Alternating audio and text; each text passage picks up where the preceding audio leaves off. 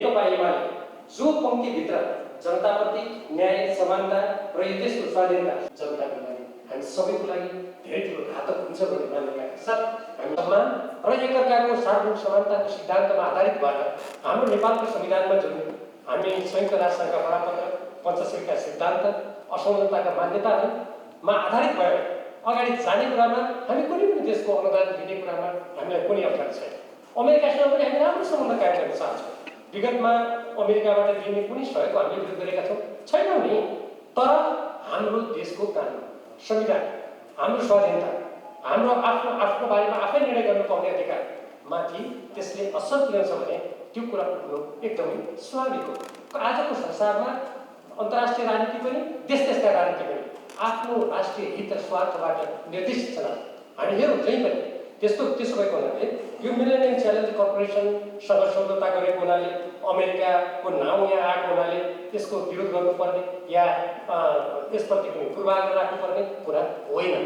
तर यसका कतिपय प्रावधानहरू, यसको सम्झौता तपाईँले राम्ररी हेर्नुभयो भने र योसँग भएका अरू पनि सम्झौता हामीले हेऱ्यौँ भने कतिपय कुराहरू हाम्रो राष्ट्रिय हित, हाम्रो स्वाधीनता, हाम्रो कानुन सम्मत हुनुपर्ने कुरा अत्यावश्यक छ।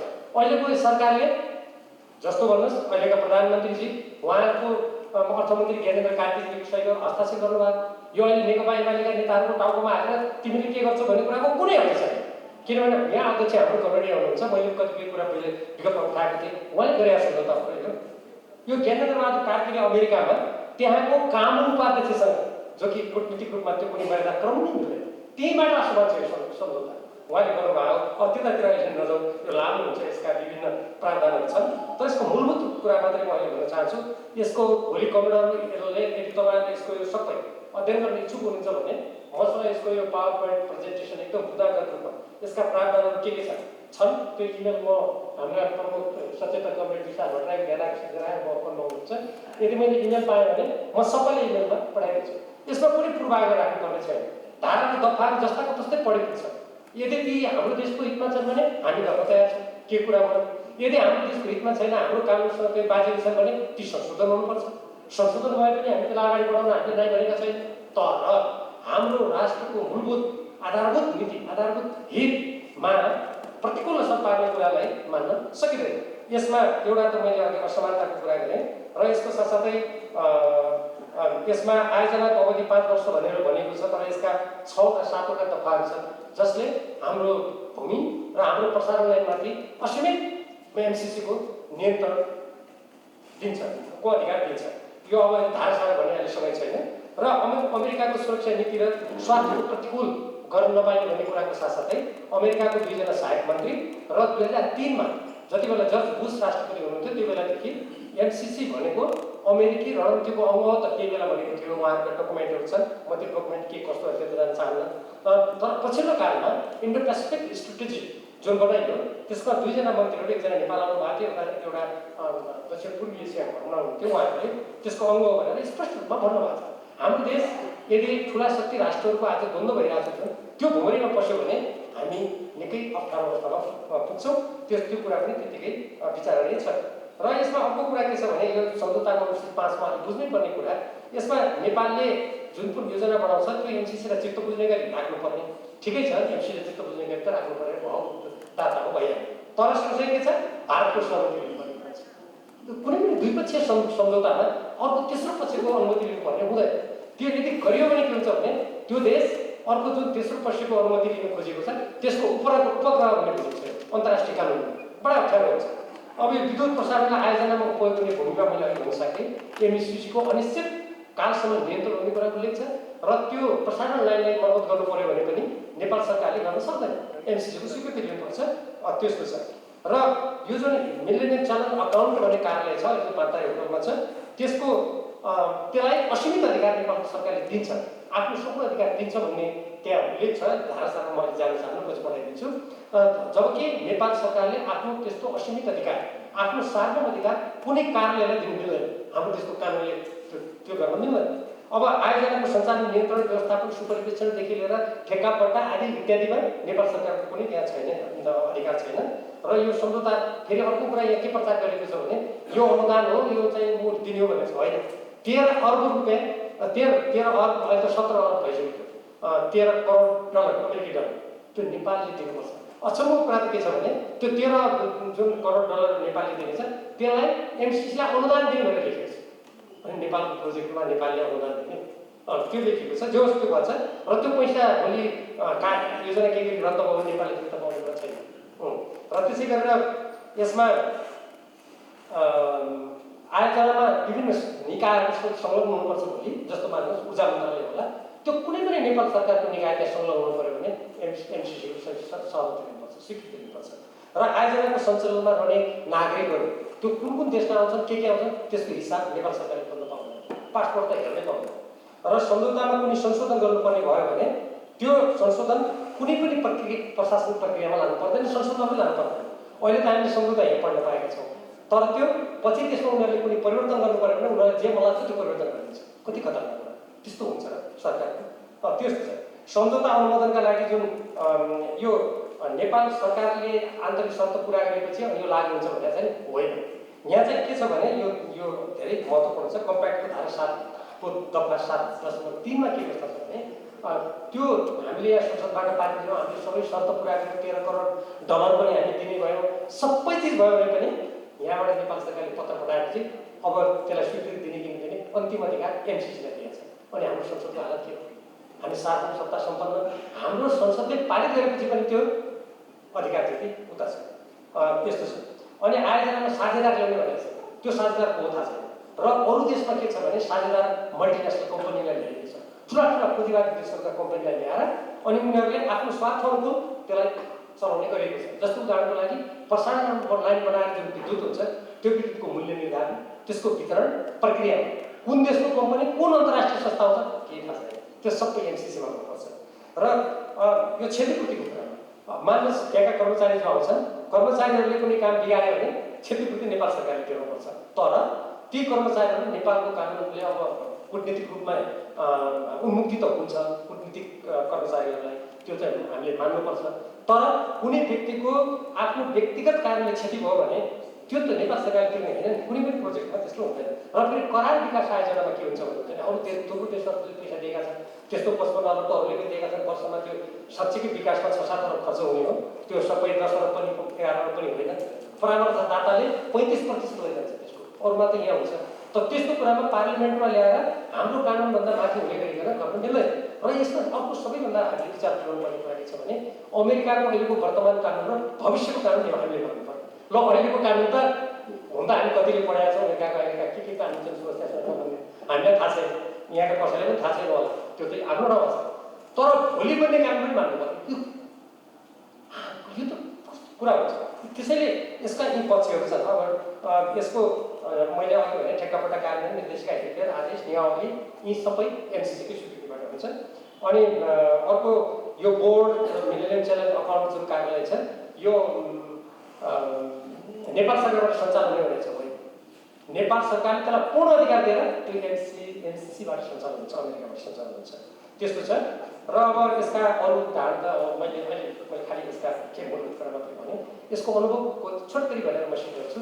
पहिलो देश मडागास्कर थियो यो सम्झौता गर्ने, त्यहाँ भूमि कब्जा गर्ने कुरा थियो र त्यहाँ सैनिक विद्रोह भयो पहिलो देशमा, र त्यो असफल भयो। हाम्रो दक्षिण एसियाको कुरा गर्ने हो भने श्रीलङ्काबाट श्रीलङ्काको त्यो लामो समुद्र जान चाहनु, श्रीलङ्काले त्यसलाई अस्वीकार गर्यो, बङ्गलादेशले योजना लिन मानेन। अब यसको मैले अहिले समय नभएकोलाई खालि एकदम झल्को मात्रै दिएको। हाम्रो पार्टी सबै देशसँग सम्बन्ध राम्रो गर्न चाहन्छ, सबैको अनुदानलाई हामी कुनै अमेरिकाप्रति कसैप्रति त्यो पुँजीवादी देश हो, हामी कम्युनिस्ट पार्टी हो, हाम्रो त्यस्तो छैन। हामीले पहिलेदेखि के परिभाषित गरेका छौँ भने हामी कम्युनिस्ट पार्टीसँग हाम्रो भातृत्वपूर्ण सम्बन्ध हुन्छ। अरू कतिपय लोकतान्त्रिक अरूसँग मैत्रीपूर्ण पनि हुनसक्छ, कूटनीतिक पनि हुनसक्छ, हामी कसैसँग शत्रुता गर्ने पक्षमा छैन, यसमा हाम्रो कुनै सन्देह छैन। तर हाम्रो राष्ट्रका जतिपय मैले भने आधारभूत हितहरू, हाम्रो सुरक्षा दीर्घकालीन, अरू ठुला राष्ट्रहरूको अलिकति राजनीतिक र सैनिक प्रकृतिको गठबन्धनमा हामीले प्रवेश गऱ्यौँ भने अप्ठ्यारो हुन्छ भन्ने आशयबाट यो कुरा आएको हो। अब जहाँसम्म मैले नेपाल सरकारले पत्राचार गरेको छ, मैले कानुन विद्यार्थीको हैसियतले यति छोटकरीमा मात्रै भन्न चाहन्छु, कुनै पनि सम्झौता जो हस्ताक्षर भइसकेको छ त्यो सम्झौता कुनै पत्राचार भनेको या त लेटर अफ एक्सचेन्ज भनेको फर्मल हुन्छ कूटनीतिक प्रचलनमा। जस्तो भन्नुहोस् कुनै सम्झौता गरेर 1950 को सन्धि भयो, पछि गएर 1965 मा पत्राचार गर्यो, त्यो पत्राचार सन्धिको अङ्ग सरह हुन्छ। कि त पहिले नै सहमति गरेर यी विषयलाई यसरी परिवर्तन गरेर पत्रचार भयो भने त्यो संशोधन हुन्छ, होइन भने राजनीतिक चिठी लेखेर जसरी अहिले शेरबहादुर देउवाले छक्क्याउनु खोज्दै हुनुहुन्छ, म अध्यक्ष कमरेडको शब्दमा भन्ने हो भने झुक्क्याएर पारित गर्ने भन्नुभएको छ उहाँले अस्ति सार्वजनिक रूपमा। अनि झुक्क्याएर पारित गर्ने आशयबाट एउटा राजनीतिक पत्र लेखेर हाम्रो देशको स्वतन्त्रतालाई तिमी पूर्ण रूपमा मान्छौ कि मान्दैन, उसले मान्दैन भन्छ त? अब तिम्रो कुनै स्वार्थ छ कि छैन छ भन्छ त? अनि यस्ता राजनीतिक पत्र लेखेर भने त्यो झुक्क्याउने काम मात्र हो। यदि साँच्चीकै गर्ने हो भने पछि लेटर अफ एक्सचेन्जबाट गर्नुपर्छ। त्यो गर्नलाई हामी जस्तो प्रतिपक्षी पार्टी जसले लामो समयसम्म देशको जनताको लागि हामीले काम गरेका छौँ, हाम्रो पार्टीले पनि सशक्त रूपमा देशव्यापी रूपमा छ, हामी प्रमुख प्रतिपक्ष पनि हौँ, हामीसँग पनि सल्लाह गर्नु पऱ्यो। त्यसका कतिपय मूलभूत कुराहरूमा बहस गर्नु पऱ्यो, तबमा के हुन सक्छ। त्यस कारण अहिले समय धेरै नमाग्नु मैले संक्षेपमा भने अब मैले हाम्रो प्रमुख सचेतक गणराज्य जुन इमेलको मैले कुरा गरेको छु, म प्रत्येक कमेन्टको इमेलमा यो पठाइदिनेछु। मलाई केही शब्दहरू बोल्ने अनुमति दिनुभएकोमा म धन्यवाद दिँदै मेरो यहीँ टुङ्ग्याउँछु। धन्यवाद, अभिवादन। संसदीय दलका माननीय उपनेताज्यू, माननीय पार्टी महासचिवज्यू लगायत सम्पूर्ण माननीय सदस्य साथीहरू,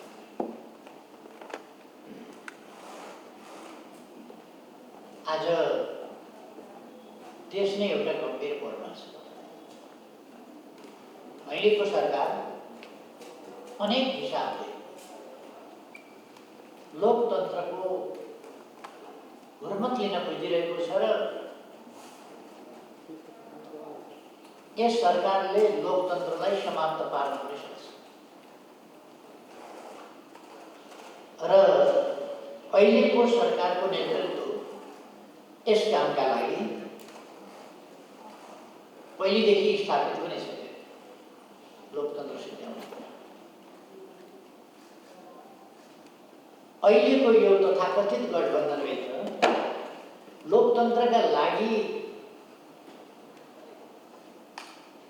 हतियार उठाएका, लोकतन्त्रको विरुद्धमा हतियार उठाएका, लोकतन्त्र मास्नका लागि हतियार उठाएका व्यक्ति तत्त्वहरू पनि सामेल छन्। देशलाई नै उक्साउने, भड्काउने त्यस प्रकारका तत्त्वहरू पनि सामेल छन्। यस गठबन्धनभित्र राष्ट्र विखण्डन गर्न चाहने, विभिन्न साम्प्रदायिक विद्वेष उछाल्ने अनेक तत्त्वहरू छन्। यस गठबन्धनभित्र आफ्ना स्वार्थका लागि जे गर्न पनि तयार हुने, कुनै दृष्टिकोणबाट होइन दृष्टिकोणविहीन ढङ्गले चल्ने त्यस प्रकारका तत्त्वहरू पनि सामेल छन्। त्यसकारण यस्ता तत्त्वहरूबाट लोकतन्त्रको रक्षा हुन्छ भन्ने भर पर्न सकिँदैन। र भर पर्ने गरी कतैबाट जिम्मेवारी, कुनै सरकारको जिम्मेवारी सुम्पिनु पर्ने ठाउँबाट अहिलेको गठबन्धनलाई जिम्मेवारी सुम्पिएको होइन। यो अध्यादेशबाट के परमादेशबाट, अध्यादेश होइन परमादेशबाट असंवैधानिक ढङ्गले जनताको अभिमतबाट होइन, संसदबाट निर्वाचित भएर होइन, संसदीय प्रक्रियाबाट होइन, परमादेशबाट बनेको सरकार छ। त्यसकारण यसको सार्वभौम सत्ता सम्पन्न जनताको अभिमत प्रति कुनै उत्तरदायित्व पनि छैन। यो परमादेशी, यो कृत्रिम यस्तो सरकार हो। जब यसलाई यसको उत्पत्ति नै लोकतान्त्रिक विधि प्रक्रियाबाट भएको छैन, लोकतान्त्रिक विधि पद्धति र प्रक्रियालाई या प्रणालीलाई सुदृढ गर्ने, संस्थागत गर्ने र अगाडि बढाउने उद्देश्यका साथ भएको छैन भने त्यसबाट प्रणालीको रक्षाको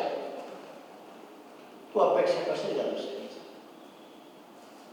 प्रणालीको रक्षा यसै हुँदैन। प्रणालीको रक्षा स्वाभाविक रूपमा प्रक्रियासँग जोडिएको हुन्छ। यदि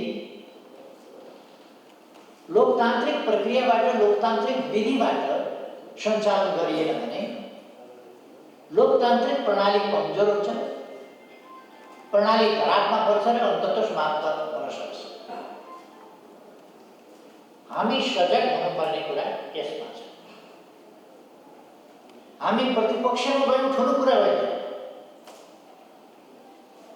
हाम्रो पार्टी फुटाइयो पनि धेरै ठुलो कुरा होइन। हामी त फेरि विस्तार गरिहाल्छौँ। हिजो टुक्रा टुक्रामा भएको पार्टीलाई हामीले पार्टी निर्माण गरेर, एकता गरेर यसरी अगाडि बढाएका छौँ भने त्यो पनि आवधिक कुरा हो, तात्कालिक कुरा हो। एउटा अध्यादेश आयो, हाम्रा विरुद्ध षड्यन्त्र हो, एक ठाउँ होइन, एक मोडमा मात्रै होइन, एउटा घटनामा मात्रै होइन, हाम्रा विरुद्धको षड्यन्त्र त लगातार एकपछि अर्को भएको भइ छ। यी पनि आवधिक हो।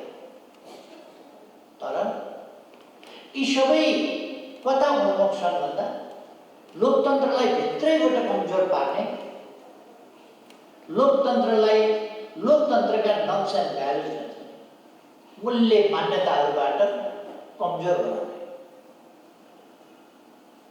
ती कुराहरूसँग सम्बन्धित छन्।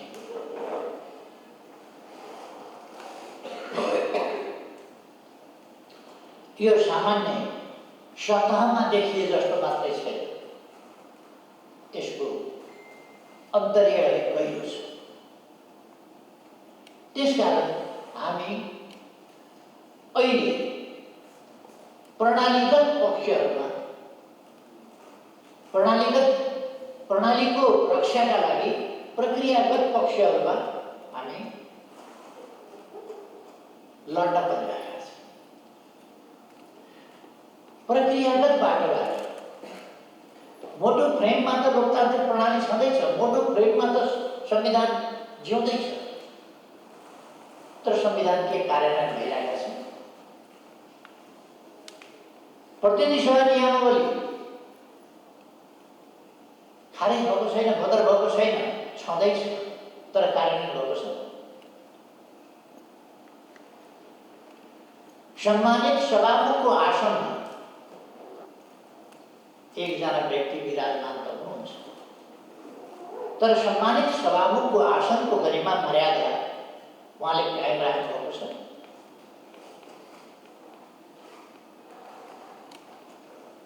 प्रश्न के कुरा? हरेकतिर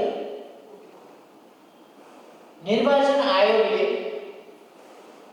ठिकै छ 22 गतेसम्म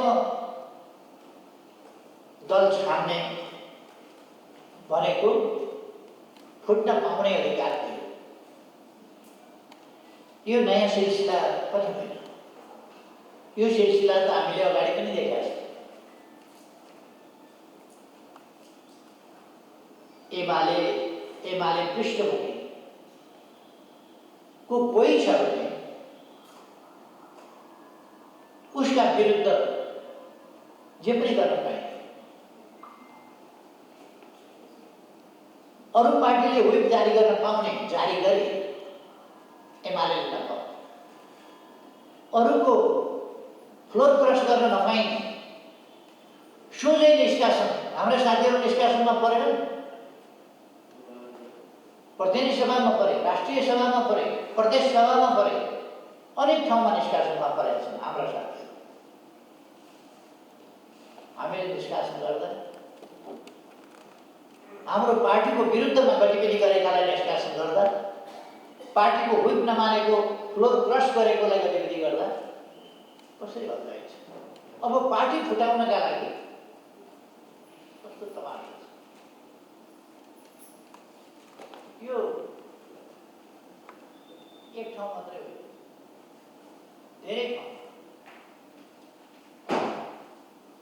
धेरै ठाउँमा यो प्रकट भएको छ।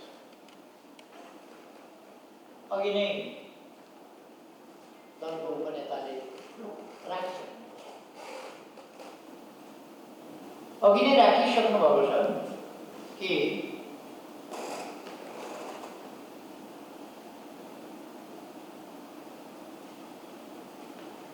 अचानक चल्दा चल्दै षड्यन्त्रपूर्ण ढङ्गले छापामार शैली भनेको गुरिल्ला पारामा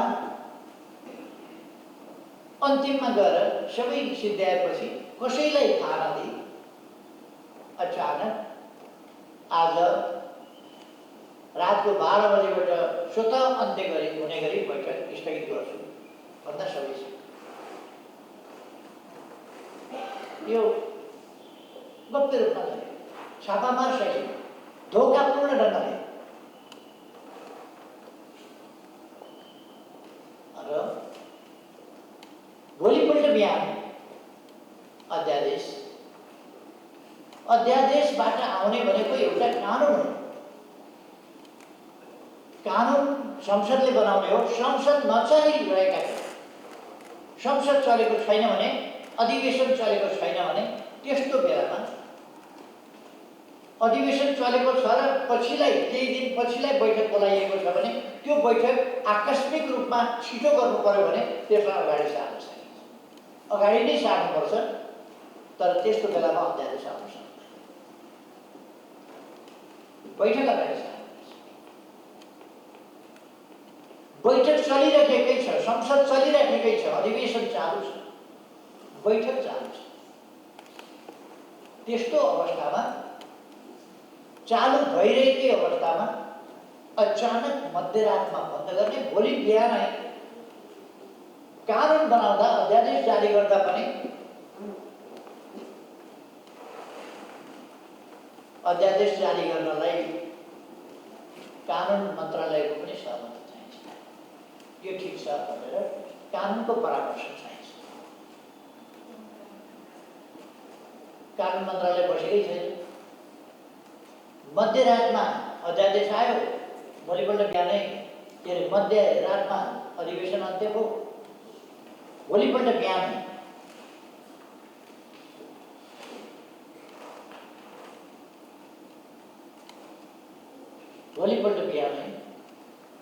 अध्यादेश आयो। कानुनको सहमति कति बेला? राति 12 बजेपछि नै आयो। कानुनको मस्यौदा अथवा अध्यादेशको मस्यौदा कति बेला तयार? राति नै तयार भयो। मस्यौदा त मन्त्रालयले तयार गर्ने हो। मस्यौदा तयार हुने भनेको बुढा नीलकण्ठमा होइन। मस्यौदा तयार हुने भनेको कोटेश्वरमा होइन। मस्यौदा तयार हुने भनेको कुमलटारमा होइन, मन्त्रालयमा हो। मन्त्रालय त बसेकै छैन त राति। अध्यादेश बस्नुपर्दा सिफारिस गरे। अत्यन्तै कपटपूर्ण कसरी सिफारिस गरियो? 35% गर्ने पुग्दैन। कति भएदेखि पुग्छ? हिसाब गर्दैछु, गन्दैछु, खाता ल्याएको छ, हिसाब गरेको छ, यतिजना पुग्छ। यो अलिक भरपर्दो छैन, यो अलिक विश्वासिलो छैन, यो अलिक ढिला सुस्ती छ। यसो गरेपछि यति चाहिँ कमसेकम पुग्छ। 25% गर्ने। 25% भएपछि राखेको पनि हुन्छ। अलिक पछि रमा मस्यौदा भइसक्यो। मस्यौदा रमा संशोधन भएको भइ गरेको छ। त्यहाँ मस्यौदा रमा आयो, र पनि नहुन सक्छ। त्यसर्थ अनि रका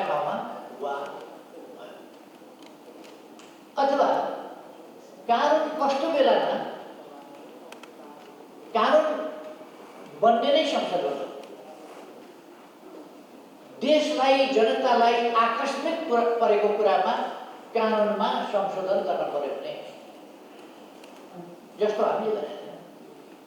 हामीले ल्याएका 3 वर्षदेखि नागरिकता विधेयक समितिमा लगेर लड्काइराख्ने 3 वर्षदेखि समितिमा विधेयक छ।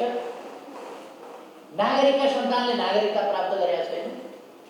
संविधानले यस्तोले नागरिकता पाउँछ भन्छ। संविधान कानुनको अभावमा संविधान कार्यान्वयन हुन सकेका छैन। जनता समस्याग्रस्त छ। अधिवेशन चलेका छैन। चले पनि समितिबाट आउन दिँदैन। समितिबाट त्यो रोकिएको छ किनभने सरकारलाई असफल देखाउन बन्नियतका छ। समितिमा लड्काइएको छ 3 वर्षदेखि। त्यसो भए अधिवेशन नचलेका बेला हामीले अध्यादेश ल्याउनु परेको थियो। नागरिकका समस्या समाधान गर्न जरुरी भएको र संसद पर्खिँदा पनि धेरै लामो समय लाग्ने लामो समय प्रतीक्षा गर्न सकिँदैन।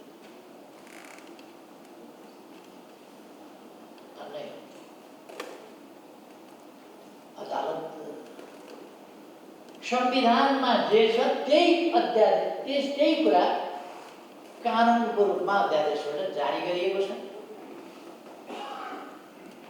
अब मैले एमाले जारी गरेकै हुनाले चाहिँ हुँदैन भनेको त भन्न अलिकति उपयुक्त नहोला। अरू कुनै कारणै छैन त्यो अध्यादेश बदल गर्नु। अध्यादेश संवैधानिक कुरा हो, असंवैधानिक हो। तर कति बेर ल्याउने, कस्तो विषयमा ल्याउने? अधिवेशन नचलिरहेका बेला, संसदको अधिवेशन नचलिरहेका बेला आकस्मिक रूपमा केही जरुरी पर्यो देशको जनताका लागि भने अध्यादेश आउन सक्छ। तत्काल जरुरी परेका कुरा र यति महत्त्व संसदलाई दिएको छ कि संसद चलेको पहिल्यै दिन त्यसलाई पेश गर्नुपर्छ र तत्काल पूर्ण गर्नुपर्छ। यहाँ के आवश्यकता परेको थियो? त्यस्तो आकस्मिकता के परेको थियो? जरुरी के परेको थियो?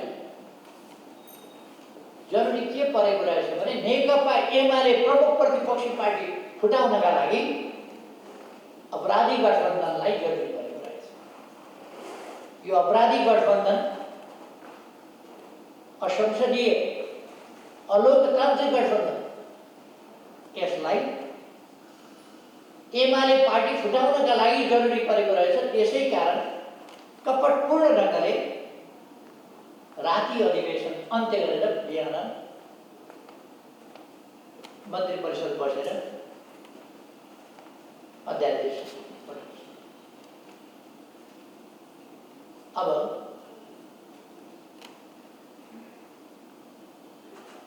यदि हामी सरकारमा भएको भए राष्ट्रपतिले अध्यादेश जारी गर्दाखेरि आगो बाल्ने थिए। हाम्रो पार्टी फुटाए झैँ यस्तो षड्यन्त्र पोलिटिकल पार्टीले गर्छ भन्ने त कल्पना पनि गर्न सकिँदैन। कल्पना गर्न सकिँदैन। यस्तो अध्यादेश, यस्तो कपट, यस्तो अराजनीतिक ढङ्गले राजनीतिक पार्टी फुटाउने षड्यन्त्र गरिन्छ। यो त लोकतान्त्रिक भएन, प्रणाली नै भएन, प्रक्रिया नै भएन। यो प्रणालीका मूल्य मान्यता अन्तर्गत भएन। यो त षड्यन्त्रपूर्ण हो। त्यसर्थ यो बिल्कुल गलत ढङ्गले आयो। गलत ढङ्गले आयो कसरी फेरि? हामीले साउन 25 गते निष्कासन गरेका 14 जना जो लामो समयदेखि पार्टीभित्र गुटबन्दी, अस्वस्थता र पार्टी विरोधी गतिविधिमा संलग्न थिए र पार्टी फुटाउने प्रयास, त्यो पार्टी फुटाउने प्रयास पनि उनीहरू लगातार गरिरहेका थिए। समानान्तर कमिटीहरू गठन गर्ने देखि लिएर पार्टी फुटाउनका लागि राष्ट्रिय भेला गर्ने, जनवर्गीय सङ्गठनहरू गर्ने, तिनको पुनर्गठन गर्ने आदि कामहरू गरे। चैत 4-5 गतेका बेलामै टी पार्टी डिक्लेयर गर्ने भन्ने कुरा थियो। केही साथीहरूले मान्नु भएन। यसो नगरौँ, पार्टी फुटाउनु हुँदैन भनेपछि पार्टी त्यति बेरै फुटको घोषणा गर्न नसक्यो। नत्र भने त्यसै बेला फुटको घोषणा गर्नका लागि नै त्यो राष्ट्रिय भेला बोलाइएको थियो। त्यस्ता व्यक्तिहरू जसले पार्टीका विरुद्ध लामो समयदेखि पार्टी विरोधी गतिविधि आएका छन् र असाधारण, वास्तवमा भन्यो भने अपराधिक गतिविधि नै हो। पार्टी फोड्ने गतिविधि कुनै प्रशंसनीय गतिविधि होइन, पुण्य कार्य होइन, त्यो एउटा अपराधिक गतिविधि नै। त्यो लोकतान्त्रिक आन्दोलन, प्रगतिवादी आन्दोलन, वामपन्थी आन्दोलन, कम्युनिस्ट आन्दोलन, जनआन्दोलनलाई नोक्सान पुर्याउने षड्यन्त्रको हो।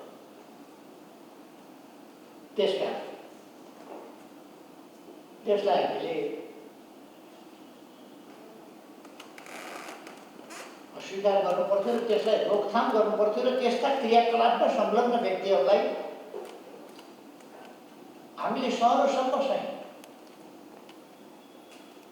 अनेक पटक स्पष्टीकरण सहरसम्म चाहिँ र सहने सीमा लागेपछि हामीले स्पष्टीकरण सोधेर निष्कासन गरेर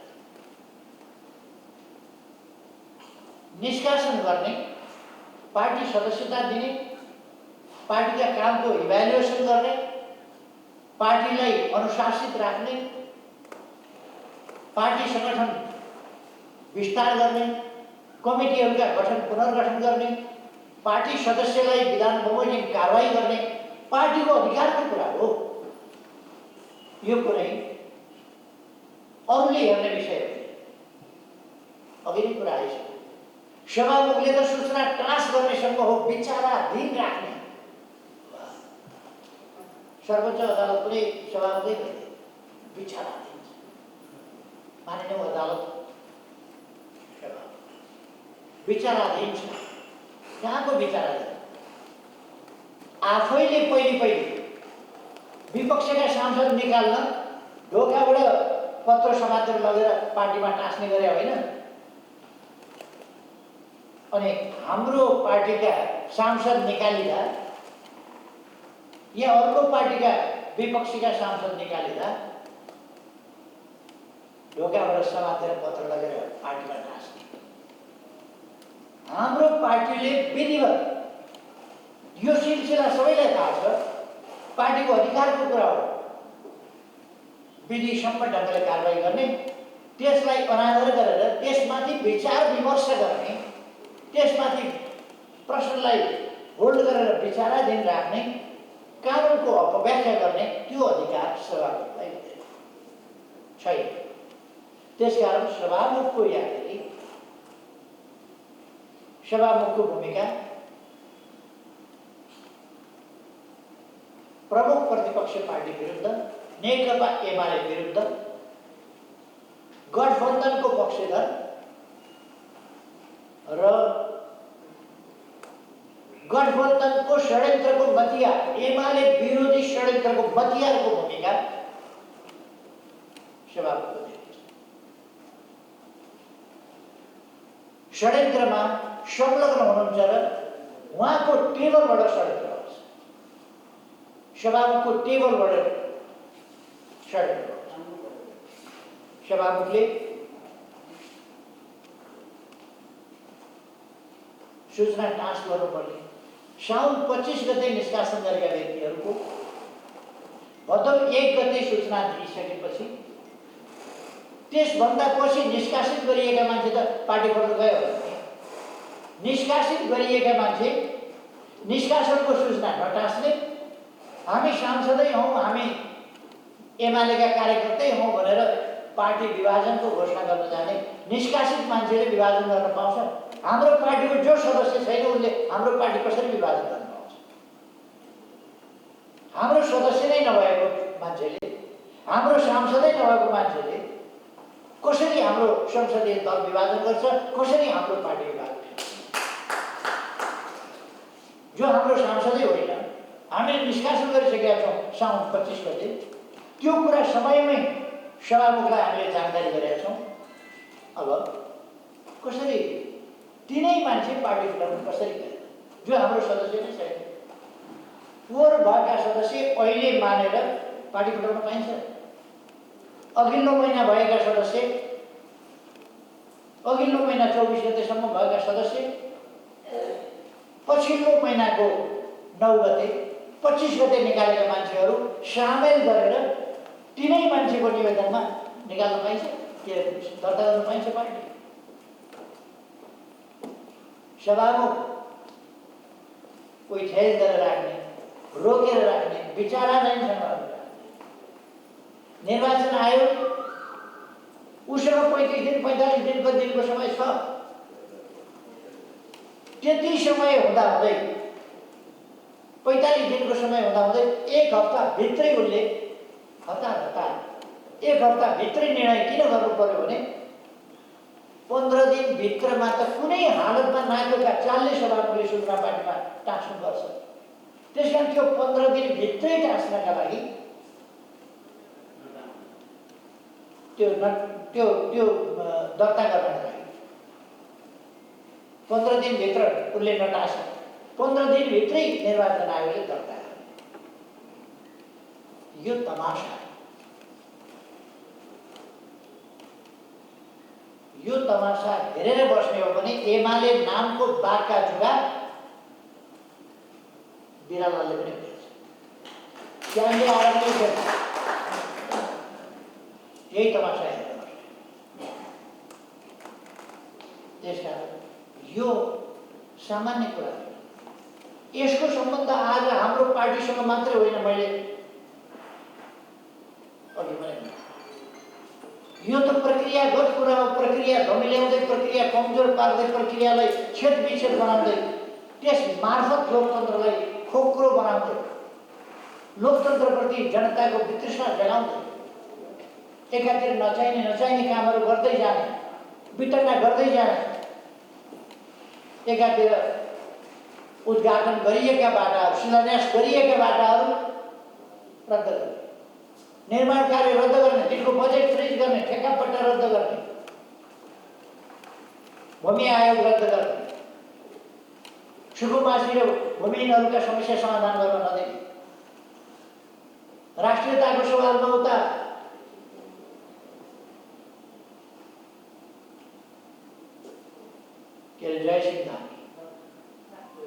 जयसिंह धामी तुइनबाट खसाएर मारिए भन्ने प्रतिवेदन, यो प्रतिवेदनले भनेको कुरा। प्रतिवेदनले त्यो बोल्छ, सरकार भन्छ यस सम्बन्धमा बोल्न पाइँदैन। देशको बारेमा, देशका नागरिकको बारेमा, देशका जनताको जीवधनको बारेमा बोल्न रोक लगाउने सरकार कुन हुन्छ लोकतन्त्र? यो तानाशाही चल्दैन। यस्ता गठबन्धनहरू भत्काइन्छ, तर यो तानाशाही चल्न दिँदैन। स्वतन्त्रता पनि नहुने, जनताको पक्षमा बोल्न पनि नपाउने, किन मारियो, किन मर्यो हाम्रो नागरिक, किन मारियो हाम्रो नागरिक भन्न पनि नपाउने।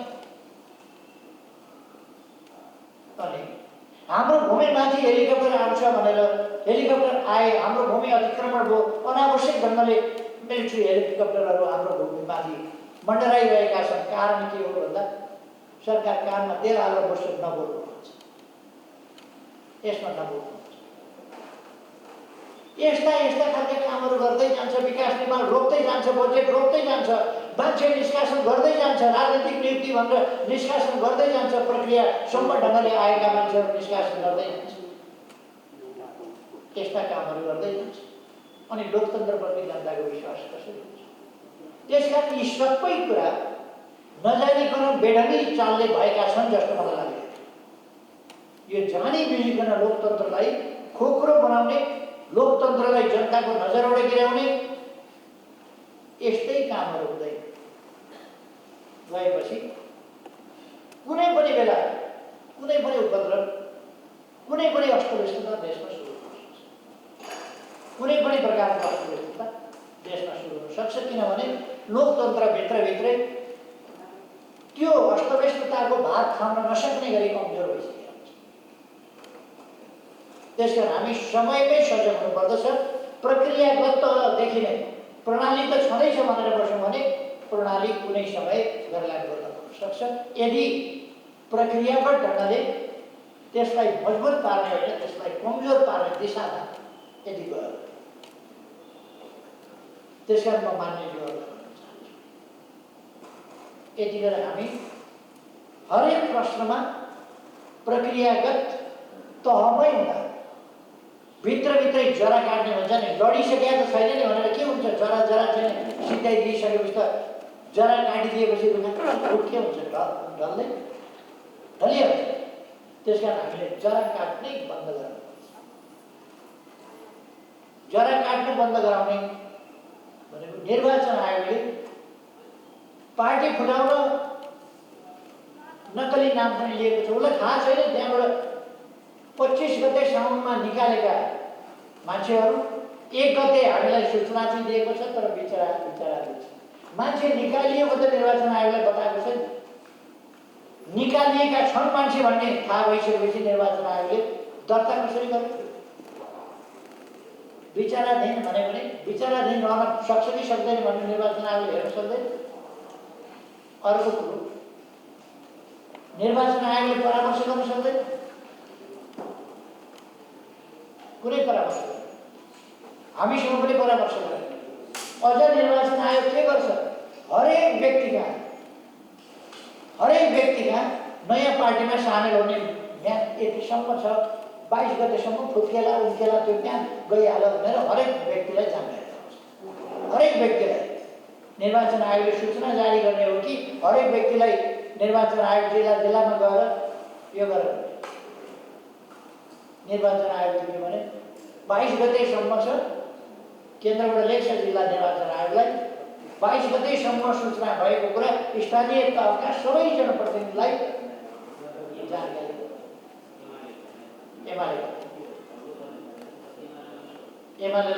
एमालेका सबैलाई जानकारी गराउनु भनेपछि यसमा एक ठाउँबाट मात्रै होइन, एक ठाउँबाट मात्रै होइन, सबैतिरबाट नेकपा एमालेमाथि सेटिङ साथको प्रहार देखिन्छ। यो कुरासँग एमाले हडबडाउने होइन। नेकपा एमाले राणा शासनको समयमा खुलेर आएको नेकपाको विरासत बोकेको, त्यसको मूल प्रतिनिधिको रूपमा र आज प्रतिक्रियावाद विरुद्धको अग्रगामी लडाईँको अभिभारक कालमा बोकेको यो पार्टी कसैसँग फर्किने तर्सिने होइन। त्यसको सामना गरेर अगाडि बढ्छ भन्ने कुरा हामीले चाहिँ यस्तो अवस्थामा हामी दुईटा प्रश्न हाम्रा अगाडि, तीनटा ज्वलन्त महत्त्वका छन्। एउटा, यस्तो अध्यादेश यसरी कसरी आयो? अध्यादेश आउनसँगै निर्वाचन आयोगले अध्यादेश उसमा पुगेकै छैन, अध्यादेश आउँछ भन्ने थाहा छैन, आइसक्दा अध्यादेश कार्यान्वयन गर्ने नियमावली पनि निर्वाचन आयोगले तयार गरेछ भने पहिले तयारी छ। सेटिङ त्यहाँ देखिन्छ, त्यहाँ सेटिङ देखिन्छ नै, नत्र भने निर्वाचन आयोगको बैठक बस्नुपर्छ। यो कानुन आएपछि यसलाई कार्यान्वयन गर्नका लागि नियमावली चाहिन्छ। त्यसकारण नियमावली बनाउने प्रस्ताव पास गर्नुपर्छ निर्वाचन आयोगले। प्रस्ताव पास गरेर त्यस सम्बन्धी जिम्मा कसैलाई मसौदाको दिएको हुन्छ। त्यो मसौदा आएपछि त्यस मसौदामाथि छलफल हुन्छ। एकैचोटि रेडिमेड मसौदा आयो, एकैचोटि पास हो। निर्वाचन आयोग बडा तीव्र गतिमा काम गरेको थियो। हामीले अस्ति नै पठाउँदाखेरि त 1.5 महिना लगाएको थियो। अहिले त राम्रा हामीले अहिले पठायौँ भने नियमावली छैन, कार्यान्वयन गर्न गाह्रो छ। त्यसकारण नियमावली बनाउँछौँ। महिना दिन त नियमावली बनाउनु पर्छ। हामीले अस्ति नै अध्यादेश जारी गर्यौँ। एकजनाले ठिकै बोले, गलत व्याख्या गरे। त्यति बेला जारी गरिएको अध्यादेश र यस अध्यादेशका बीचमा फरक छ, एउटै उस्तै होइन है। त्यति अंश चाहिँ उनले त्यति अंश छ। त्यसपछि के भने पहिलेको चाहिँ लोकतन्त्र विरोधी थियो, यो चाहिँ लोकतन्त्रको पक्षमा छ।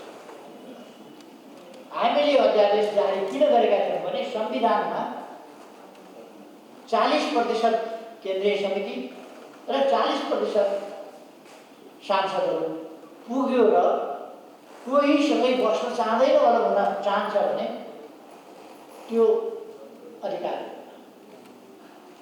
त्यसकारण त्यो अधिकार दिनुपर्छ भनेर संविधानले भनेको छ। तर पार्टीले के गर्न थाले भने बाटोमा हिँड्दा हिँड्दै केन्द्रीय कमिटी 4000 को पुऱ्याइदिएको छ। अब कोही अलग हुन चाहन्छ भने पनि अध्यक्षले मनोनित गरेको 4000 मा कहाँबाट 40% पुर्याउँछ? त्यो हुँदै हुँदै गएर को हो थाहै छैन। बाटा भेटा के तपाईँको नाउँ ल केन्द्रीय सदस्य बनाए बस्नु सामने पर्ने यता फर्क्यो बाटा भेटा ओ साथी आउनुहोस् त के अरे तपाईँको नाउँ कहाँ अरे घर ल केन्द्रीय सदस्य बनाइदिए तपाईँको पार्टीमा। यसरी 7000 सङ्ख्या पुर्याउने यो सम्म तरिका छ। एउटा पार्टीले 1500 को बनाइदिन्छ। अब त्यस्तो स्थितिमा हामीले यो र भनेपछि दुईटैमा पुर्याउनु पर्ने असम्भव कुराको संविधानले अधिकार दिन्छ। संविधानले दिएको अधिकार प्रकारान्तरले कानुनले काट्छ। त्यति गरेर संसद छैन। त्यसकारण सैद्धान्तिक तवरले सैद्धान्तिक रूपमा वा भन्ने शब्द हामीले अरू केही चलाएन, वा मात्रै राख्नु।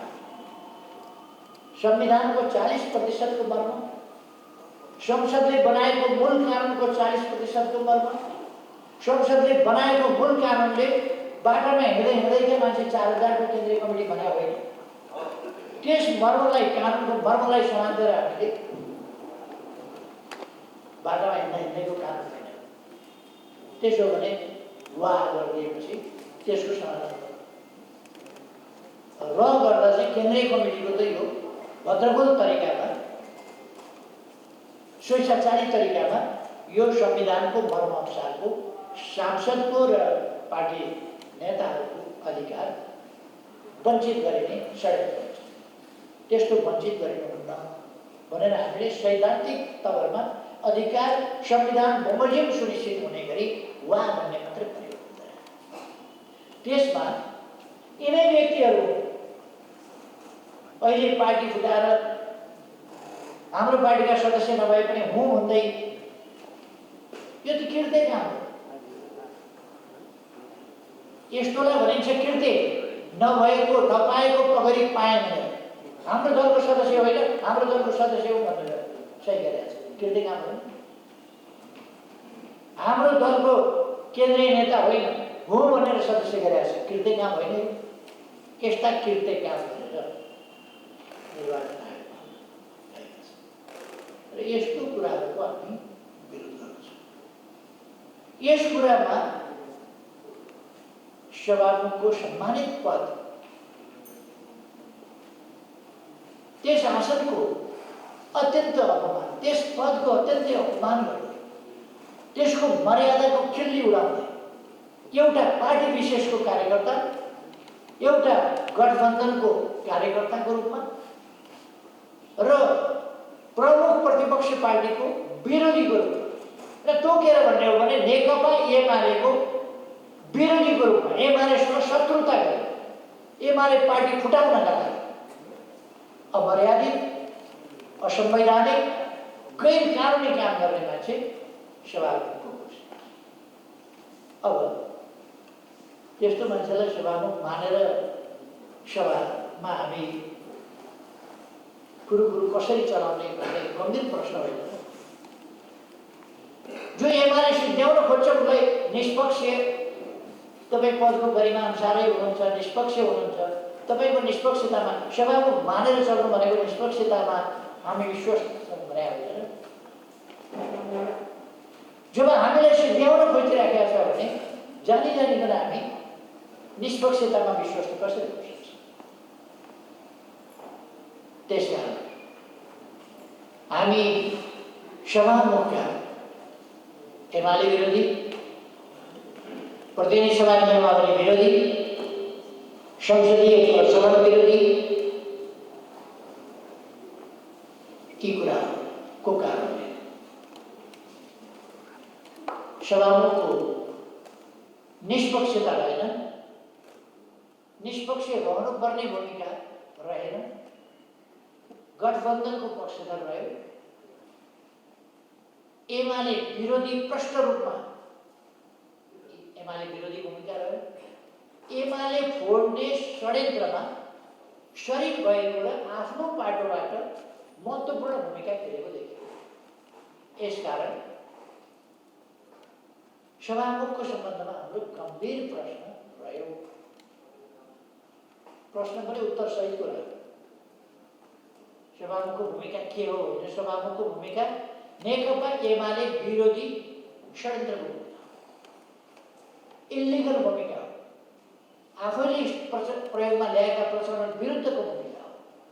तसर्थ सभामुखलाई यथास्थितिमा मानेर जान सक्ने अवस्था रहेन। एउटा दोस्रो कुरा, हाम्रो अगाडि समस्या थुप्रो छ। आज यो अपराधिक गठबन्धनले अपराध कार्य एमाले फुटाउने अपराधिक कार्य पुरा भएको हुनाले आजबाट फेरि संसद अधिवेशन सुरु गर्दैछ। यो जनताका लागि सुरु गरे हो र जनताका लागि हामीलाई बोल्न दिनका लागि सुरु गरे हो र जनताका लागि कुनै काम गर्नका लागि सुरु गरे हो र त्यस्तो होइन। त्यसकारण यो अधिवेशन एउटा अपराधिक योजना सफल पारेको हुनाले असफल भइसक्यो, अब बन्द गरिरहनु परेन। त्यसकारण कति सजिलो छ, पार्टी फुटको दर्ता गर्नभन्दा अघिल्लो दिन बन्द गर्ने, अध्यादेश जारी गर्नभन्दा अघिल्लो अथवा उसै दिन राति भनौँ 12 बजी त उही दिन सुरु राति बन्द गर्ने, बिहान अध्यादेश ल्याउने र पार्टी फुटाउने प्रयोजनका लागि बन्द गरेका थियो अधिवेशन। त्यो प्रयोजन, त्यो अपराधिक प्रयोजन समाप्त भएको हुनाले फेरि आजबाट हिजोबाट त समाप्त भयो। फुटाउने जति फुटाइसकेपछि आजबाट निर्लज्ज ढङ्गले यो अधिवेशनको अन्त्य र फेरि सुरुवात निर्लज्ज षड्यन्त्रको प्रकटीकरण। त्यसकारण यस सम्बन्धमा हामी धेरै नै गम्भीर छौँ। यो यतिमै टुङ्गिने होइन, यो लोकतन्त्रको भविष्यसँग जोडिएको छ। त्यसकारण हामी बढ्ता गम्भीर छौँ र यही पोइन्टबाट हामीले सच्याएर जानुपर्छ, होइन भने लोकतन्त्र टिकाउन गाह्रो छ। यसै गरी भत्काउँदै लाग्छ र सिध्याउँदै लाग्छ। अर्को यस सम्बन्धमा ठिक छ, सभामुखको सम्बन्धमा हामी छलफल गरौँ। किन तपाईँले यसो गर्नुभयो भनेर प्रश्न सोध्नुला, उहाँको स्पष्टीकरण पनि सुन्नुला, चित्त बुझ्छ बुझ्दैन विचार गरौँला, त्यो पनि विचार गर्न सकिन्छ। तर प्रतिनिधि सभा नियमावलीले, राष्ट्रिय सभा नियमावलीले के भन्छ भने गैर सांसदको उपस्थितिमा संसद चल्छ। यदि आज हामीले साउन 25 गते नै निष्कासन गरिसकेका व्यक्तिहरू संसदको बैठकमा उपस्थित हुन्छन् भने गैर सांसदको उपस्थितिमा संसद चल्दा हामी कसरी सहभागी हुन सक्छौँ? मिल्छ? हामीले कानुन तोड्न मिल्छ? गैर सांसदको उपस्थिति हामी देखिरहेका छौँ। गैर सांसद आएर गजदममा लोगो लगाएर, लोगो किन खोज्दैनन् सभामुखले? अनि हामीले हेर्नुहोस्, गैर सांसद ढोकाबाट फर्काइन्छन् कि फर्काइँदैन? फर्काइए भने तिनीहरू छैन्जेलसम्म संसद चल्छ। यो त प्रदेश सभा नियमावली, राष्ट्रिय सभा नियमावलीले स्पष्ट व्यवस्था गरे हो कि हामी आफैले निष्कासन गरेका व्यक्तिहरू निष्कासित होइनन् भनेर हामी मान्छौँ। निष्कासन होइनन् हामीले निष्कासन गरेका मान्छे, हाम्रो अधिकारको कुरा हो, हामीले प्रक्रियासम्म ढङ्गले, हामीले विधिसम्म ढङ्गले, विधानसम्म ढङ्गले निष्कासन गरेका छौँ भने साउन 25 गते निष्कासित भएका मान्छे अनि भदौ 23 गतेको बैठकमा त्यसो हो भने पहिले निकालेका सांसदहरू पहिले हाजिर गर्नु, पहिले निकालिएकाहरू पहिले हाजिर गर्नु पर्यो। रामबहादुर थापा राष्ट्रिय सभामा हाजिर गर्नु पर्यो, कचेरी सभामा टोपबहादुर रायमाझी हाजिर गर्नु पर्यो, लेखराज भट्ट, के चौधरी, गौरी चौधरी, प्रभु शाह, उहाँहरूलाई पहिले हाजिर गर्नु पर्यो, किन उहाँहरू पहिले निष्कासित हुनुभएको थियो। उहाँहरूलाई हाजिर गरेर एउटा बैठक चल्यो, अर्को बैठक एक थरी चाहिँ निकाले भने, एक थरी पार्टीको अधिकार हुने, अर्को थरी सभामुखको अधिकार हुने। यस्तो सभामुख माननीय सभामुख भनेर बसिरहने, यस्तो एमाले विरोधी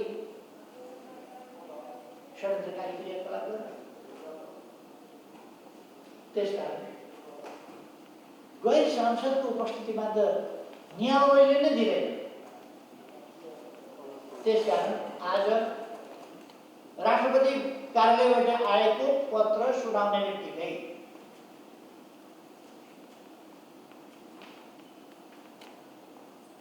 हामी सुनाए पनि हुन्छ, नसुनाए पनि हुन्छ, केही त्यो पत्रै हामीलाई के चाहिएको छ।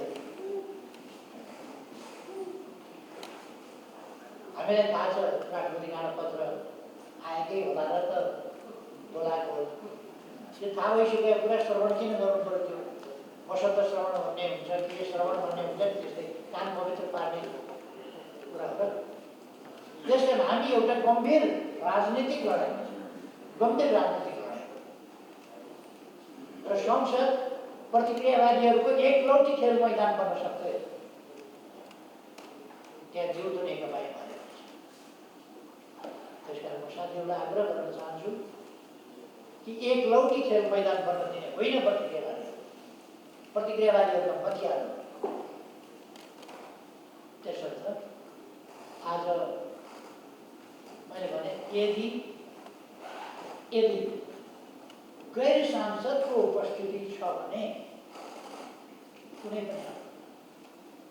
कुनै पनि हालतमा गैर कानुनी ढङ्गले सदन त्यो प्रारम्भै हुन्छ। त्यसको अब अरू कुरा हामी यति गम्भीर विषयमा लागिरहेका छौँ भने अरूतिर अहिले ध्यान राख्दैन। यो पनि त्यो पनि, यहाँनिर पहिलो भयो, त्यहाँनिर भत्कियो, यहाँनिर यसो भयो, यहाँनिर यसो भयो, यस्तो भयो, उस्तो भोतिर गयो भने अनि हामीलाई के भनेछन् भने जनताका यत्र समस्याको कुरा नगरेर यहाँ सिधै प्रणालीको कुरा आउँदैछ, यहाँ सिधै लोकतन्त्रको भविष्यको कुरा आउँदैछ, यहाँ देशको अस्तित्वको कुरा आउँदैछ, यहाँ लिपिया घोराली पोलेर कालो पानीको सम्बन्धमा बोल्न पाइँदैन भनेर गृहमन्त्रालयले अस्ति नै उर्ती जारी गरेन। हाम्रो राष्ट्रको भूमिको सम्बन्धमा बोल्न नपाइने, हाम्रो नागरिकको जीवधरको रक्षाको सम्बन्धमा बोल्न नपाइने कुरा हुन्छ। अफगानिस्तानबाट नागरिकहरूको सुरक्षित ढङ्गले नागरिकहरू फिर्ता ल्याउने र उनीहरूको जीवनको रक्षा गर्ने कुरा बोल्न पनि नपाउने भन्ने हुन्छ। बोल्न पनि नपाउने यो तानाशाह सरकार। अब हामी अधिनायकवादीलाई अधिनायकवादी भन्न हस्किन्छ, शब्द कडा हुन्छ कि नहुँदैन, उसको डन्डी चाहिँ नरम, हाम्रा शब्द चाहिँ कडा। उसले सडकमा डन्डी हालिराखेको छ बोल्यो भनेर, अनि हामी चाहिँ शब्द कडा गर्छौँ।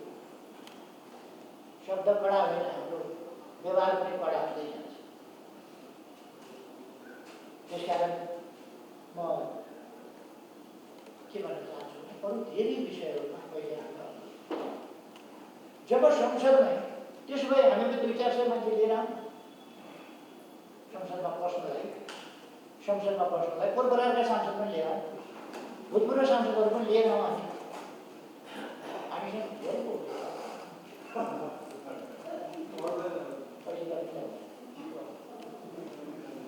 त्यसो भएर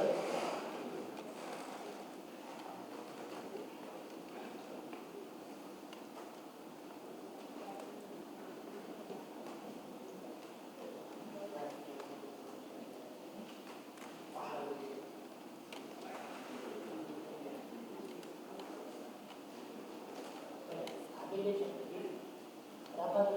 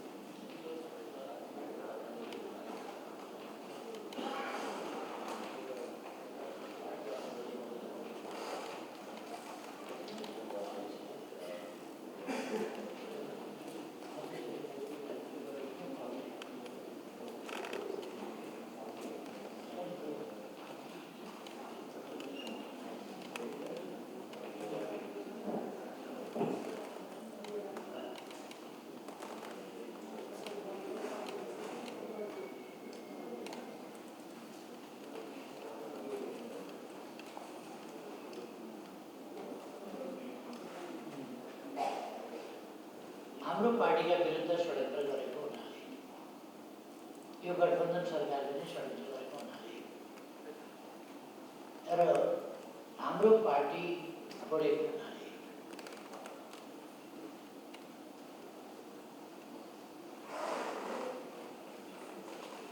त्यसरी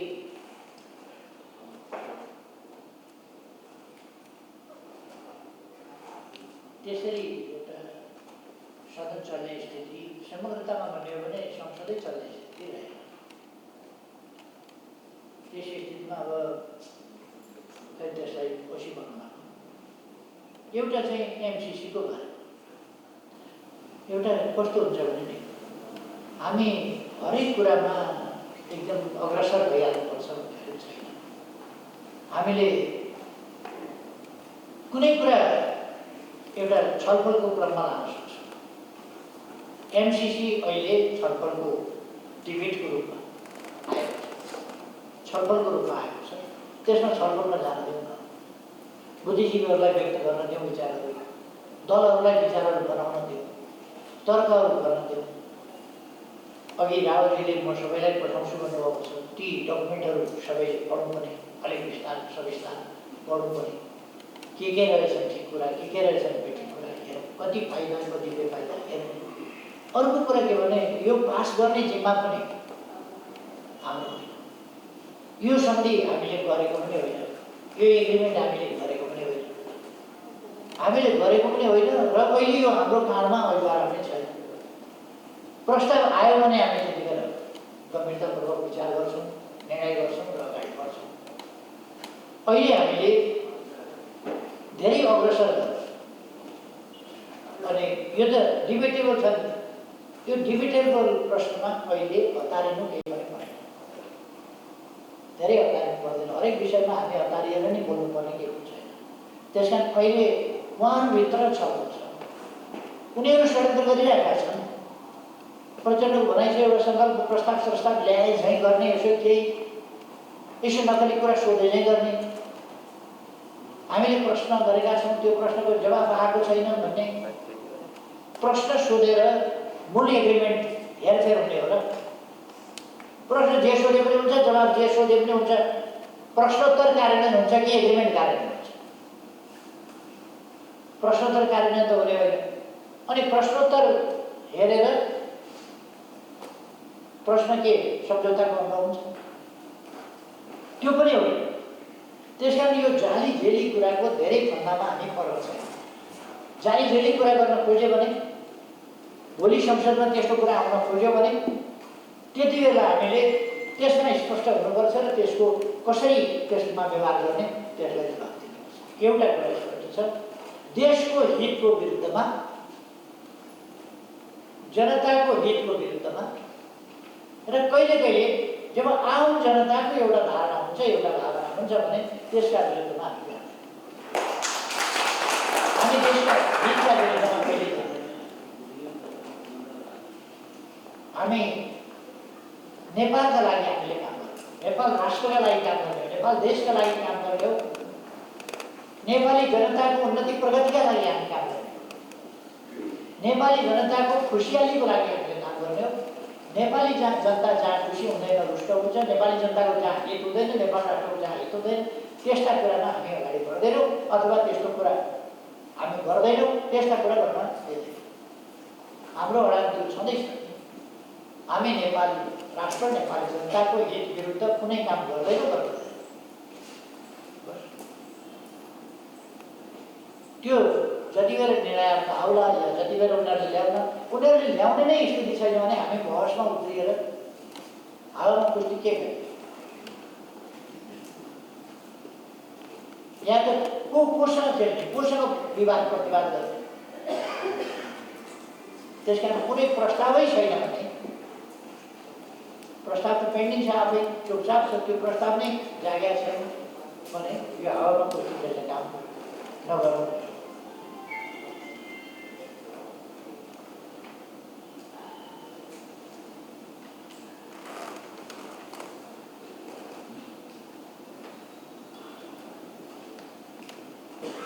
अरू विषयहरू छन् थुप्रै, तर यति बेला हामीले अरूतिर ध्यान डाइभर्ट गर्यो भने मुख्य राष्ट्रिय प्रश्नबाट र एमाले विरुद्धको गम्भीर षड्यन्त्र जुन हो त्यसबाट ध्यान हुन्छ।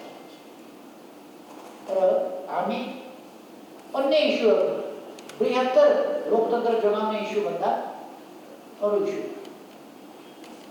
संविधान नियमावली, कानुन, यिनीहरूको कार्यान्वयनभन्दा अरू विषय, अपराधको भण्डाफोर र नियन्त्रणभन्दा अरू विषयतिर अल्मनेछ र हाम्रो भूमिका झन्झट कमजोर हुँदै जानेछ।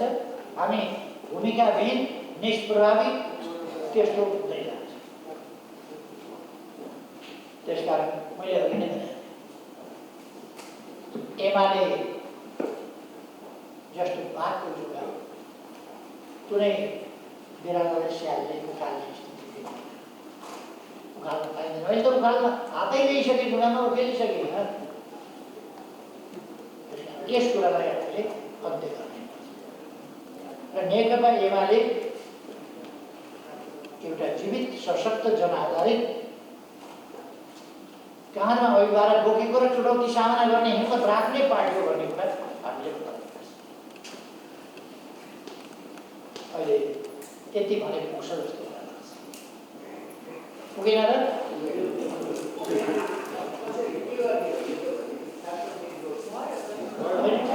ठ्याक्कै पनि फास्टै भयो क्या।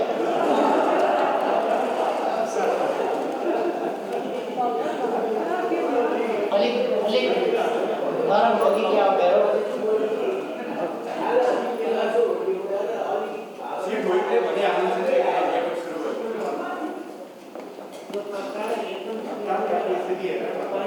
स्पष्ट के भयो भने दुईटा कुरा साह्रै महत्त्वपूर्ण।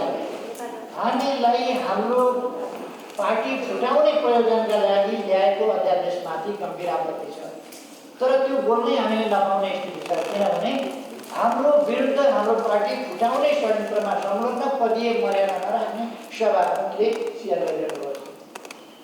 त्यस कारण त्यहाँ पुग्नै नपाउने अवस्था हाम्रो छ।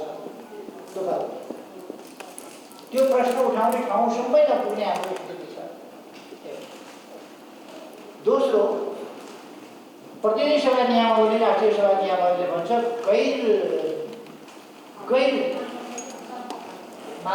गैर सांसद उपस्थित भएर चल्दैन। त्यसो भएपछि अब त्यसो भए कि त भन्नु पर्यो हामीलाई पनि पूर्व सांसदहरू लिएर आउन पाउने भनेर हामी पनि पहिलेदेखिका सांसदहरू ल्याउँछौँ। झडप्पै ल्याउँदा पहिलेदेखिका सांसदहरू होइन भने यो व्यक्ति गैर कानुनी कुरा चल्दैन। गैर सांसद उपस्थित भएर सभा चलाउन सक्दैन।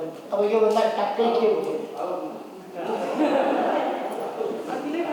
अब धेरै समय भइसकेको छ।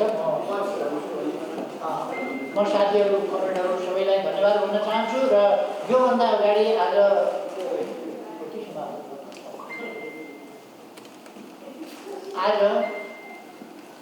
30 को दिन हो, आज होइन, आज भोलि खाइरहनु सबै माननीय दिदीबहिनीहरूलाई 30 को दरखाना, 30 को शुभकामना सहित मिठो मिठो दरखाना खाएर, यदि दरको यहाँ त्यति राम्रो व्यवस्था छैन भने बालकोट आउनु होला। यो सकिएपछि संसद सकिएपछि। धन्यवाद।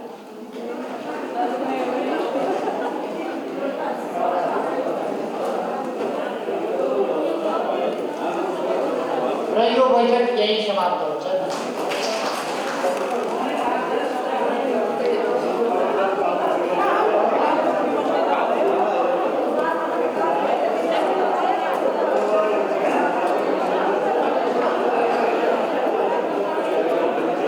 मान्यज्यूहरू एउटा अत्यन्तै जरुरी सूचना छ, ध्यान दिएर सुनिदिनु होला। सम्पत्ति विवरण बुझाउने अन्तिम मिति 28 गते भदौसम्म छ। यहाँहरू सबैले बुझाउन बाँकी मान्यज्यूहरूले 28 गतेसम्म नबुझाइसक्नु होला, मैले सूचना गरेँ। धन्यवाद।